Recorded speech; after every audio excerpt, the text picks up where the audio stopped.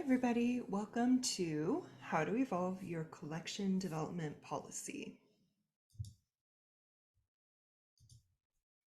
A little bit about me, if I am a new person to you, I'm the founder and director of Relicura. I have 15 plus years working with museums, archives, and special collections, and I am a business owner and consultant, but also author, speaker, and a people first advocate. Just a few notes on housekeeping. A link to this recording will be sent out about 24 hours from now. And so any of the links we share, resources we talk about, etc., will be sent in an email along with the link to this webinar. This session is pre-recorded so that I can deliver the maximum amount of information to you, as well as be able to answer any follow-up questions you may have in the chat if you're joining us for the premiere. Speaking of which, we are using the YouTube platform and it has a chat feature. So if you're joining us for the premiere and you have a YouTube account, because they require you to sign in, you can participate in the chat with sharing your own resources or asking questions. Also, the YouTube player itself, if you're familiar, has closed captioning available, as well as being able to adjust any of the size of ratio of the video depending on what sort of device you're watching this on. And then finally, please just remember that this is my content and intellectual property and to be respectful of that. Contents for today. First, we're going to talk about what triggers are for a policy update. We'll then get into evolving the policy with the DEAI lens, the diversity, equity, accessibility, and inclusion. We'll get into some approaches for evolving policy and the specifics of what sort of prompts to go through, what examples of this type of approach look like. And then we'll get into some of the challenges, benefits, and risks associated with trying to evolve your collection policy, or in the reverse case, what happens if you don't evolve your collection policy. And specifically collection development policy versus a collection management policy, just in case those are two different policies at your institution. I then have a few different resources to share with you, and then we have some questions that were submitted ahead of time, and we'll have some time for questions at the end. So setting up the reality here, it's no secret that collecting practices at any of our institutions in the 20th century were flawed. History, art, culture, cultural collections in the Western Hemisphere, so US, Canada, Western Europe, have been predominantly collecting and have collections representative of Caucasian, heteronormative, upper middle class, and cis male. It's not to say the collections are exclusively that, but statistically, it is disproportionate to the actual demographics of where we live. Triggers for a policy update. So a few different reasons can lead to needing to go through the process of a collection development policy update, or if you don't have one to begin with, now is a great time to create one to help lead your organization in its collecting mission. One of the most common triggers can be that it's been years. So for many of our organizations, and even as recent as a few decades ago, having just one collection development policy that has existed for time in memoriam has historically been the state of what we work with. But in the last 10 or so years, and especially for museums that are more dynamic in their collecting and perhaps more reactive to what their community and audience needs are, collection development policies have started to be renewed and reviewed more frequently. In fact, in doing some research for this particular presentation, it is becoming more common for collection development policies to go through a review and reevaluation and update period every 3 to 5 years. So a similar timetable to how often one would expect to reevaluate a strategic plan, for example. So we are finding that things like a collection development policy that used to be sort of a one and done is now in fact more of a living, breathing document that can change and evolve over time. Next, the mission and or the strategic plan may have changed. So this is especially true if the strategic plan and the different areas of focus mean that there needs to be a corresponding shift in what the museum or archives, cultural heritage organization is attempting to collect. Next, upon evaluation, the collection needs to be balanced. So this is particularly true with clients I've worked with over the past few years, where the collection has reached a certain size, there is no more room for new collections, and yet some of the collections that they have are duplicative of other content, are perhaps of a lesser quality of other existing collections. There could be many reasons, but perhaps it is time to sort of rebalance some of the areas of the collection that you have. Another trigger is that the needs, desires, interests of the community has changed. So depending on your stakeholders, and especially the local audience community that helps to support your organization on a more day-to-day basis, what are their needs and interests? What are they looking for from your organization? And as they are one of our primary and important stakeholders, what it is that they're looking for is important to consider when we are in the process of trying to evolve our collection development policy. And then finally, professional ethics and best practices have evolved.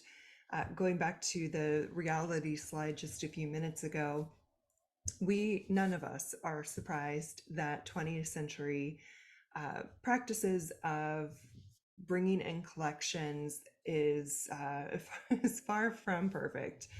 And our understanding of ethics around collections, particularly when they belong to other cultural communities, that there were behaviors and practices in place that would no longer be tolerated and should no longer be tolerated. And we need to make sure that as those things shift, that our policies similarly shift to reflect this new understanding and this new support of the ethics of our day. Evolving policy with DEAI. In order to fully engage with DEAI, museum staff must consider the role museums as institutions have historically held, and specifically that organization's role in the exclusion and harm of communities and what they've experienced. One major area where harm has typically been done is the way museums have pursued collecting activities. And while I'm using museums here, this is true for academic libraries, archives, cultural heritage organizations. When considering applying DEAI to the museum collection development strategy, there are two main approaches. The first one we're going to talk about is the reparative approach. So the reparative approach is a series of sustained actions that collectively work to make amends. And depending on your institution and the communities that you're working with in this approach, those types of actions are going to vary. Second, it is equally important to center repair work in the activities that take place both before and after the act of acquiring.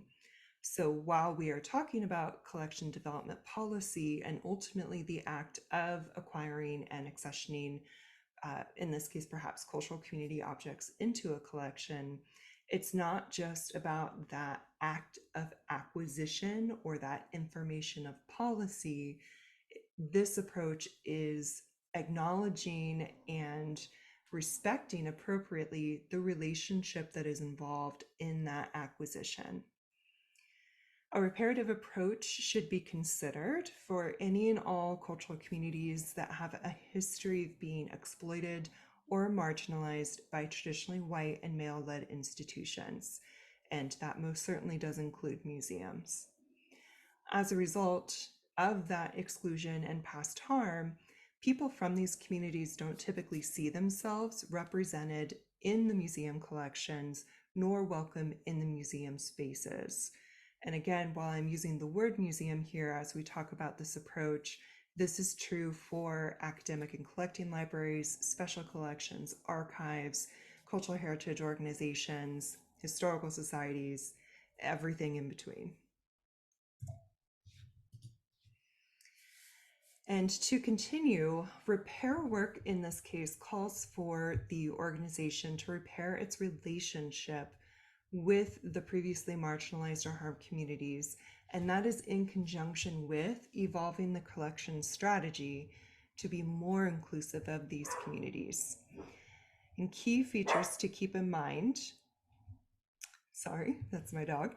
Key features to keep in mind is repair is a long-term activity that requires consistency and authenticity, and healthy relationships aren't extractive nor transactional. So again, we're not just thinking about a collection development policy as this is what we acquire.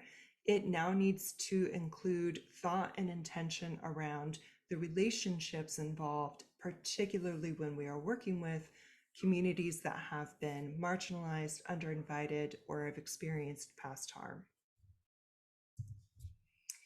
A marker of success for this particular type of approach is when undertaking repair work that the community and the museum is forging a relationship or bettering or expanding a relationship that feels safe, that has the community feel respected, and has the community involved with the museum at the level that they feel comfortable with.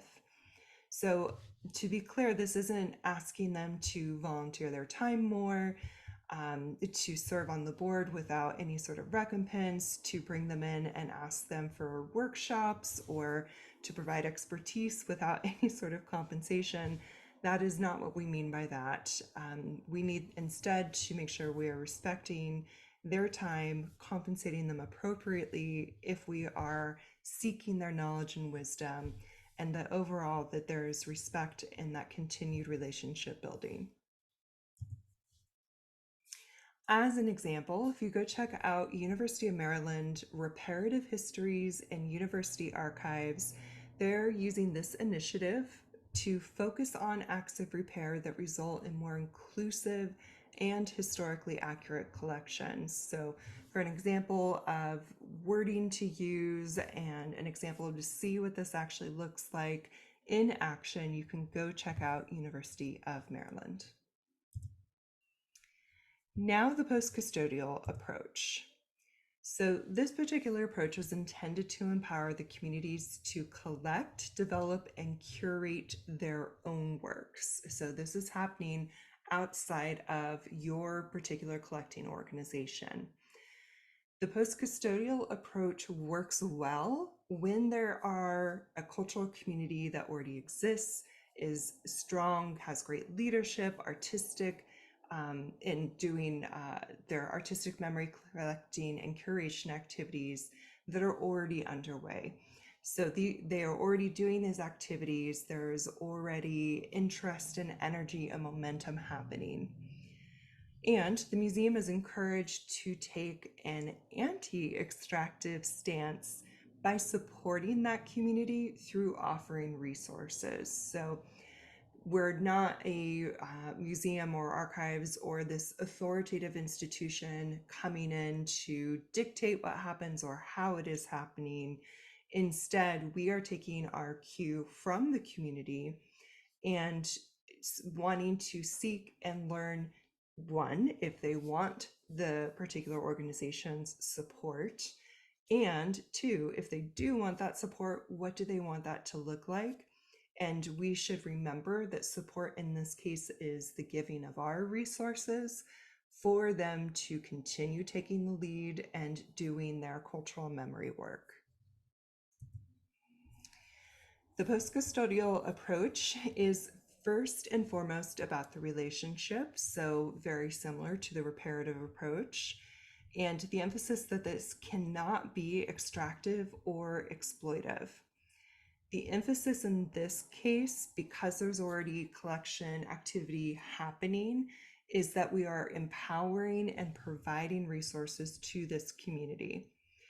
This post-custodial model only makes sense when there's that organic activity already taking place within the community, If it is not, there are some ways to help partner to bring the community together, but in which case this is probably not the right approach. And this post-custodial approach requires a permanent commitment from the museum.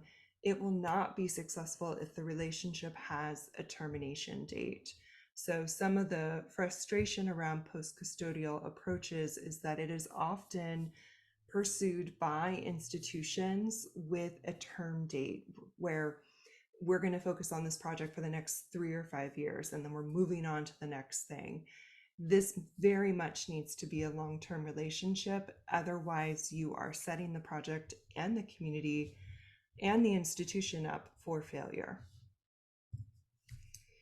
A marker of success for the post-custodial approach is that the community is able to shore up its infrastructure and is empowered to participate in work with the museum, and that the members of the community feel respected and have power in the relationships with museum or archives people to direct the activities and make the decisions as to what is happening.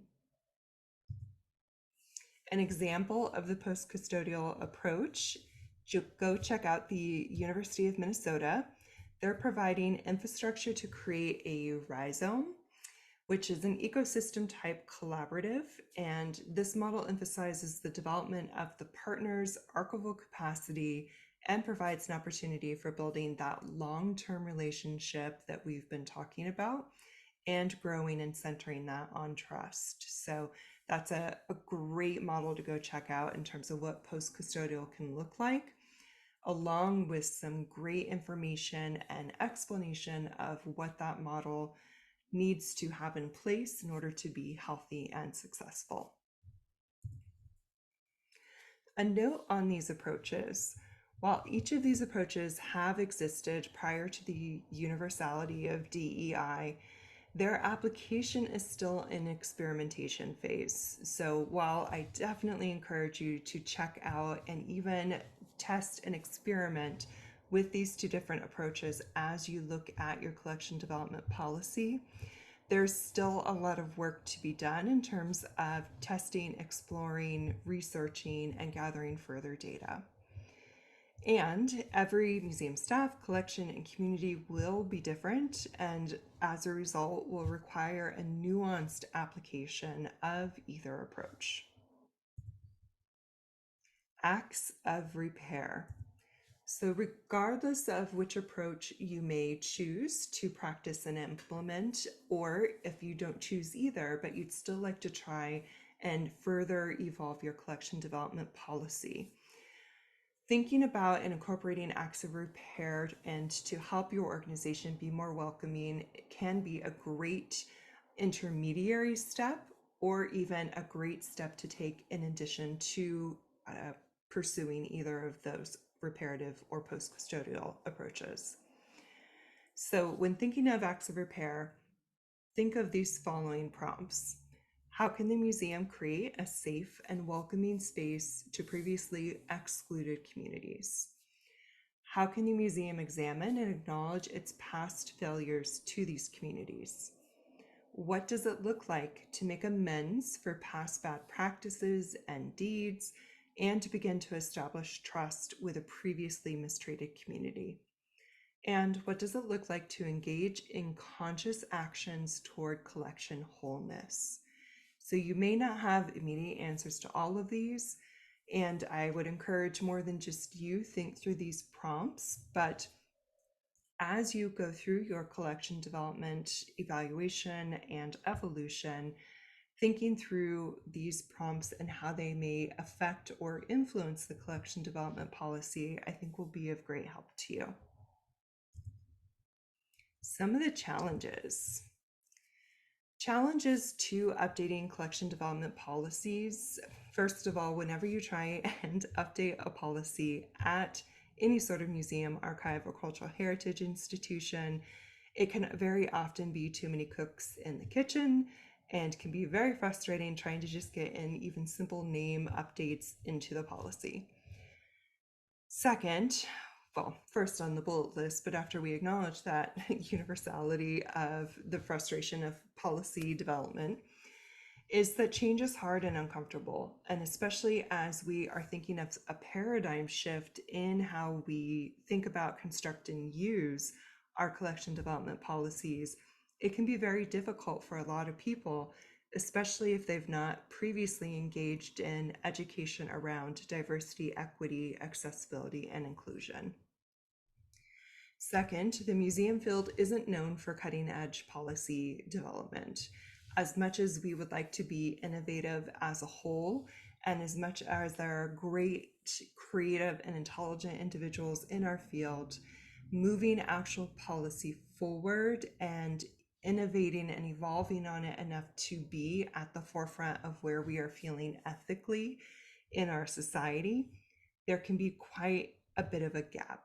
And so navigating that, especially in a field that can be slow to move, slow to evolve, can be very frustrating. Third, fear of making collection and financial donors angry. So for various reasons, evolving the collection development policy and even talking about diversity, equity, and inclusion initiatives can be very politically charged, can cause people to have a lot of feelings, and often museum, archive, etc. leadership can be concerned that donors will be turned off, and that means that you'll lose the donors, whether they're donors of collections or finances. There has yet to be much analysis or research on this particular effect. From my perspective, anytime there is change, whether it is DEAI or collection development policy change, there can always be a bit of an upheaval and a lot of sharing of feelings, but ultimately change and evolution does need to happen. And so I think my advice to you at your organization is to actually analyze what the risks are and what the vector of that risk is. It's one thing to be afraid that we might make some donors angry. It is quite another to understand the extent or the depth of that particular angry or isolation type pattern of our donors, and actually understanding the impact of that. My suspicion is that it is not going to be as great as our concern of it is. Oh, and the last one here, fear that the policy changes will be criticized and held up to internal and external scrutiny. So any sort of policy that has any sort of stance on ethics or best practices is going to get attention. For many of our policies, for the most part, they can be quite boring to anybody else, but given the political climate of today, etc., it can be that policies created at a museum or archives level actually gain like local community attention. Knowing that is half the battle, and just being prepared for that and working with your marketing team or whomever, whatever department is appropriate to do so, to determine to what extent it's good to be proactive with messaging, to what extent is it good to be silent or delay reactive, is there some gentle education and outreach that can occur. There are many ways that can very positively create positive engagement and reaction versus being antagonistic with some of our community. To continue, providing updated education to museum staff. This goes into some of us that have engaged with DEAI, for example, have sought out extensive education and implementation of policies based on DEAI, but not all staff have had that opportunity or have chosen to engage in that. And so as we are taking a look at collection development policies and evolving it, sometimes some broader education needs to occur in tandem so that everyone is working from the same understanding of what our goals are and what it looks like to do something like repair work, and what it means when we're talking about reparative approaches, for example. To seek out some education and training examples, I recommend bringing in by POC-led diversity, equity, and inclusion training or coaches. I also recommend trauma-informed process training, and this is particularly true if your collections deal with any sort of trauma for a community. That, of course, then for your staff as well, knowing how to engage with that in as healthy and respectful a way as possible. And then, of course, cultural competency training based on and provided by the communities the museum wishes to engage with. Benefits of evolving our collection development policy.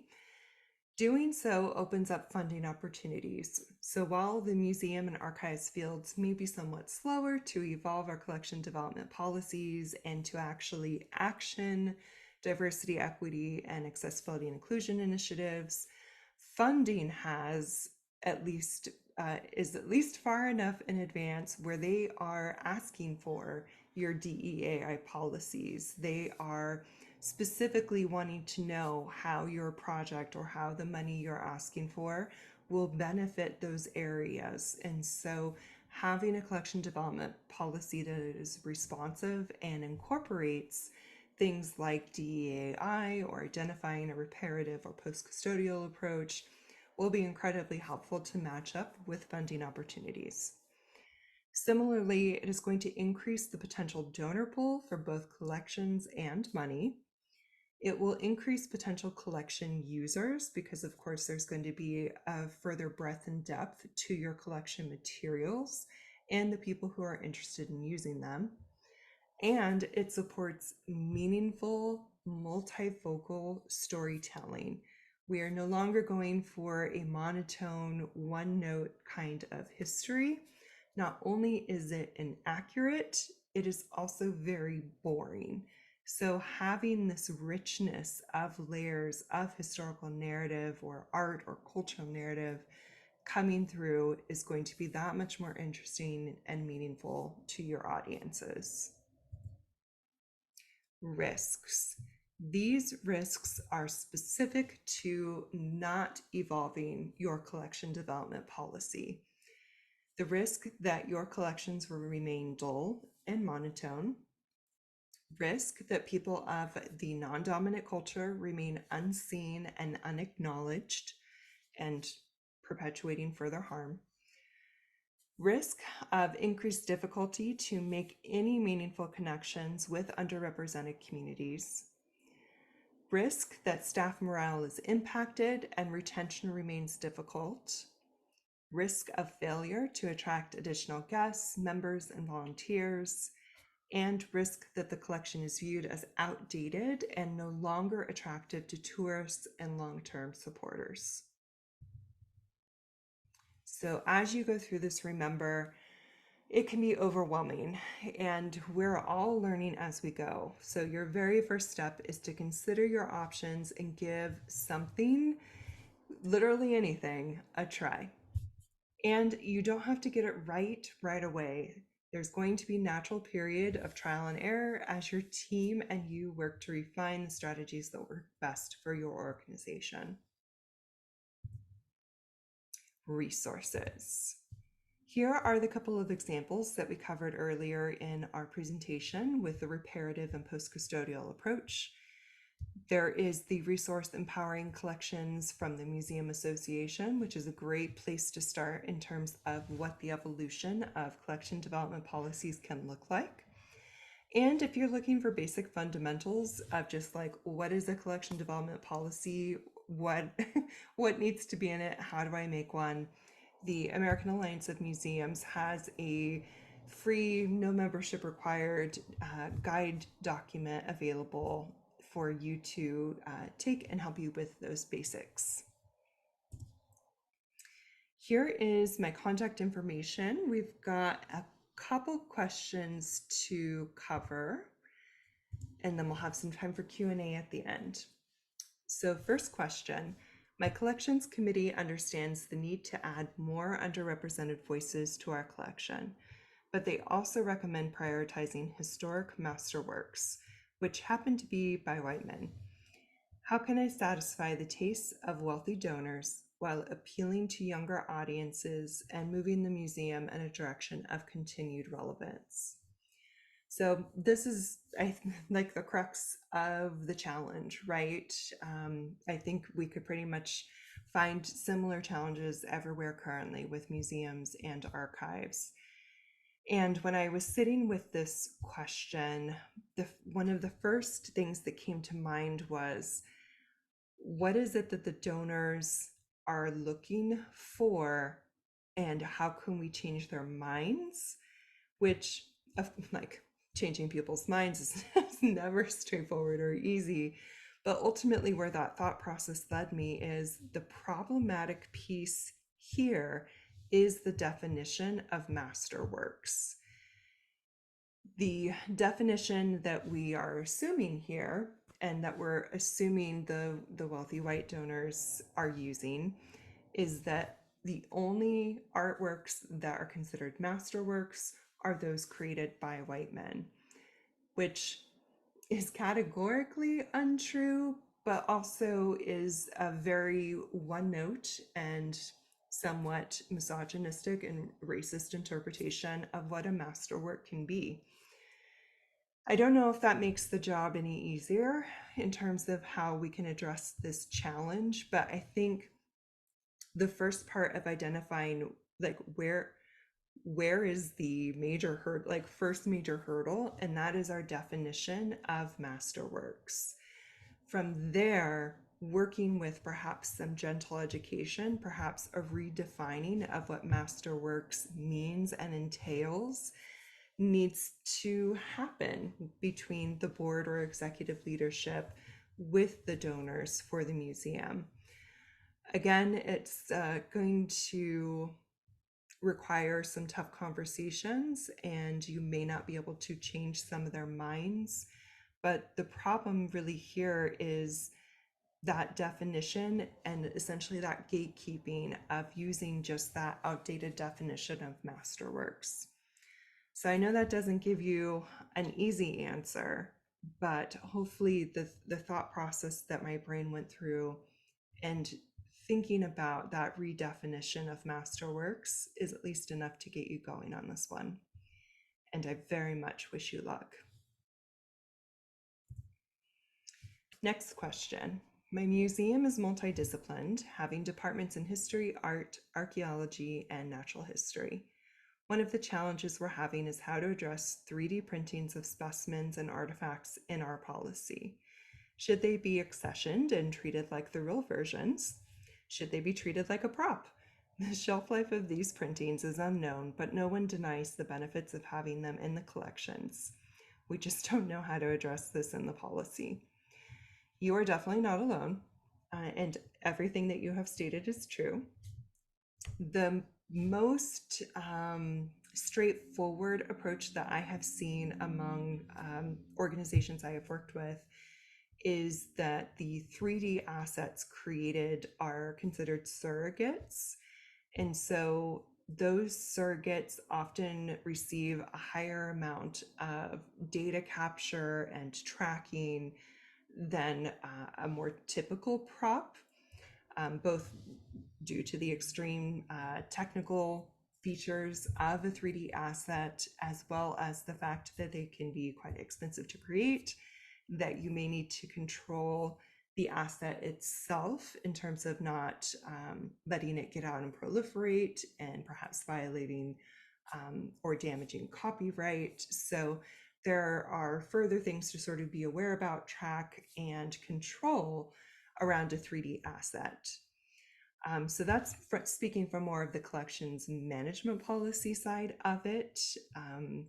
Further collections management policy items to consider is, as you indicated, the exploration of what the lifespan is, and perhaps an open discussion in that policy of how often does one migrate, how many copies are there in backup, what are the rights or use clauses that we need to help govern this asset, things like that. From a collection development policy, and with thoughts of acquiring 3D printings of specimens as well as like the 3D assets, that can also be a different section of your collection development policy, especially if you're a museum that collects like contemporary or cutting edge art, or different creations from artists that can be like time-based multimedia, um, things like that. So there definitely is another new world of art collecting using both the 3D assets as well as 3D printing. And I think having an exploration of when it makes sense to collect those things and what that looks like for your museum could be a very interesting exploration in your development policy as well. So, thank you for the fun question, because there's definitely a few different ways to think about how we treat these not quite original, but yet original, um, sort of assets to our collection, whether it's a physical or digital asset. All right. Well, thank you so much for attending today's webinar. I hope that you found this particular topic helpful. And please feel free to hang out. We'll spend a few minutes in the comments to do any further wrap-up questions. And otherwise, I wish you well, and we'll see you next month. Thank you.